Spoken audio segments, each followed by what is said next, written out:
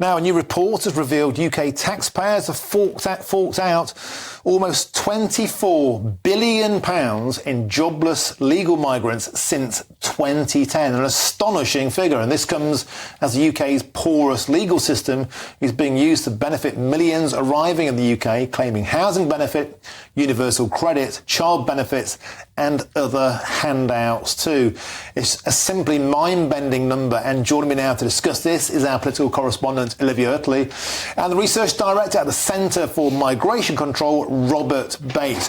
Robert, let's start with you. So you put this report together at the Centre for Migration Control, £24 billion, stratospheric amounts of money. How did you work out the data? You're right, it's absolutely flabbergasting number. I can't take credit for actually doing the calculations. The calculations were done by the ONS, the UK's official data body, through their labour force survey, which they release every quarter. And the findings, if you actually delve into the data, are quite simply startling. Last year, we saw a record number of migrants that are economically inactive in the UK at 1.13 million. 1 in 5 people that weren't born in the UK between the ages of 16 and 64 are now economically inactive. That doesn't mean that they're not currently in a role. It means that they are not in a role and they're not looking to find a role either. And when you work out the numbers by looking at the general amount in provisions and handouts that each individual will get, and correct me if I'm wrong, it's between £8,082 and £9,168 per person per annum, and you've simply extrapolated that onto the numbers coming in, and that's how you reach your figure. Well, exactly. We've actually been a lot more conservative than other estimates on what the expenditure per person is. I think the Treasury puts it at about 12,000, the IFS around a similar number as well. But we've wanted to really make sure that the figure is airtight and not reflective of things that perhaps aren't day-to-day spending, and that's why we reached a figure of about 8,000 to 9,000, depending on the year, depending on exactly how much is spent per capita. And yeah, as you say, we've arrived at an absolutely staggering number. And the figure could have been even higher if you'd included international students, I believe. Exactly. So they are technically classed as economically inactive. It's a bit murkier with international students because obviously they do have to pay tuition fees. The data around whether they are a net contributor or a net cost to the exchequer is murky, and obviously people are reaching different conclusions depending on their political slant.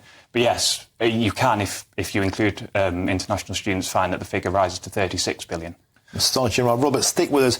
Olivia, this flies in the face of everything that we've ever been told about the fact that immigration makes us richer, they contribute more than they take out. These figures are mind-blowing figures. What political impact do you think this will have? We're approaching a general election where this is the kind of red ticket, issue. Immigration is becoming the biggest issue on the ticket. This will just make the whole thing chaotic. How can the government justify this? Well, it's incredibly difficult for the government. You will hear Rishi Sunak talking a lot about illegal migration, and we have talked ourselves blue about the Rwanda plan, but actually legal migration is a much, much bigger problem. 700,000 legal migrants to the UK last year. Now, some people say that, you can explain away a little bit of that with people who came over from Hong Kong, who came from Afghanistan, genuine refugees from Ukraine, etc. But that does not explain this colossal number. And obviously, it is completely unsustainable. The government is working to crack down on this. They have already tightened up some of those loopholes around legal migration to the UK. You have to now earn a specific amount to bring a spouse into the UK, £38,000. The threshold for what you have to earn to get over here as well has gone up. And the government is looking at cracking down on the number of dependents that students can bring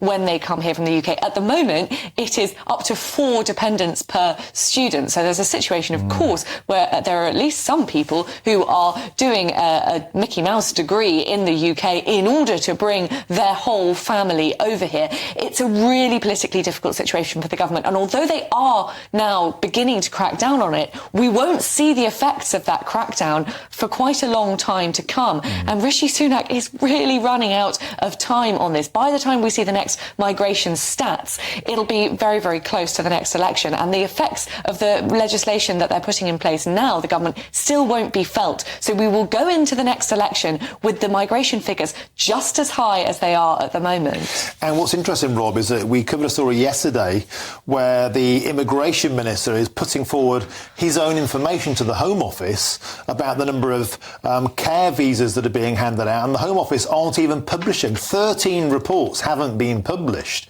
because they simply don't want to hear inconvenient truths. And so it relies upon people such as yourselves at the director at the Centre for Migration Control to put this data out. Have you presumably ran into quite a lot of flag? Oh, yeah, as you say, the absolute story of research in this area is getting your hands on the data. It is nigh on impossible to get your hands on anything meaningful that actually paints the picture about the economic costs that migration brings. I mean, I think we're all starting to become familiar with the social costs and the costs on culture that come with mass migration. But the economic costs, we are just told emphatically, it is an economic benefit. You look at the bodies that are purporting that. The OBR holds a vice-like grip over the Treasury, over the Home Office and the Prime Minister, essentially. Yet their sums are off by about 8 billion as well. So getting accurate data is nigh on impossible.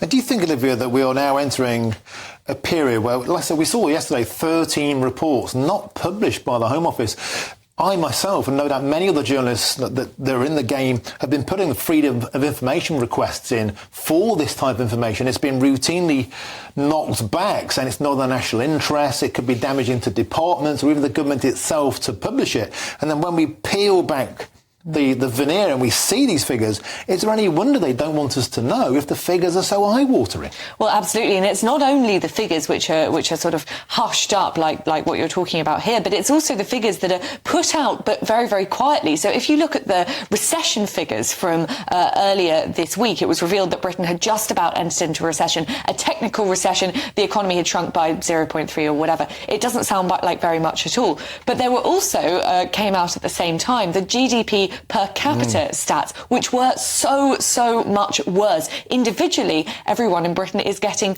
much poorer. And the reason, well, one of the reasons for that is that migration is going up and up and up. So yes, the economy will be growing a little bit as migration goes up, because there are some migrants, lots of migrants who are working in jobs. But the amount of money per person isn't going up at all, because you've got all of these economically inactive migrants. So there are figures like that which come out and they are hushed up or not. The government does not draw attention to them. And as you say, it's not surprising, given that we will be going into an election in this unprecedented situation. David Cameron said really not very long ago that he wanted to get migration down to the tens of thousands. We're now up to 700,000 people a year. And Rob Bates, final word to you. We covered a story a couple of weeks ago about the percentage of tax and benefits is now second only to the NHS in Britain, and we all thought, well, how can that be? Now we're seeing the truth. If a huge £24 billion has gone on this, on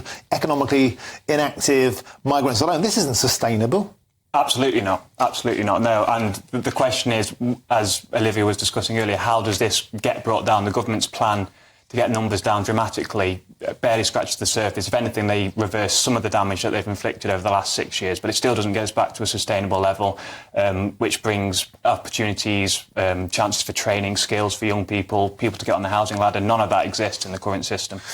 An astonishing report. Robert Bates, Research Director at the Centre for Migration Control, thank you very much for joining us. And also, as ever, Olivia Utley, superb stuff. Massively thought-provoking. Let us know what you think about that. Just get in touch, gbviews@gbnews.com.